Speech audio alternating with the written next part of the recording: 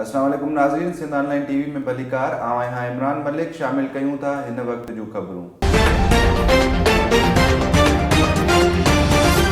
नाज़रीन, टिकराटो लॻदे मोहिब शाह वासी ॻोठाणनि सरसो इंतज़ामिया ख़िलाफ़ सूर्या बादशाह चौक वटि एहतिजाजी मुज़ाहिरो कयो आहे। सिंध ऑनलाइन टीवी जे रिपोर्टर अर्ज़ मोहम्मद मेहतम मूजिब एहतिजाज कंदड़नि ॻोठाणनि सूबो मंगरियो, अली अहमद, गुल हसन मंगरियो, अब्दुल हकीम सदोरो मंगणहार, ज़ाहिद हुसैन महर, खान मोहम्मद मलिक ऐं ॿियनि दाहींदे इल्ज़ाम हयो आहे त सरसो इंतज़ामिया सखर पारां असांजे देह में बकरियूं ॾियण ऐं कुकड़ियूं ॾियण बहाने 3000 रुपयनि एवज़ फारम भरिया, पर उन बावजूद असां ग़रीबनि खे सहूलियत नाहे मिली सघी। हुननि चयो त कुझु एजेंट 13,000 रुपयनि एवज़ या वरी सिफारशी माण्हुनि खे बकरियूं ऐं कुकड़ियूं ॾिनियूं आहिनि, जॾहिं त पैसा न ॾींदड़ ग़रीबनि खे नज़रअंदाज़ कयो वियो आहे। एहतिजाज कंदड़नि डीसी सखर समेत सरसो इंतज़ामिया खां मुतालबो कयो आहे त नोटिस वठी हक़दारनि खे बकरियूं ऐं ॿियूं सहूलियतूं ॾेई एजेंट ख़िलाफ़ कार्रवाई कई वञे।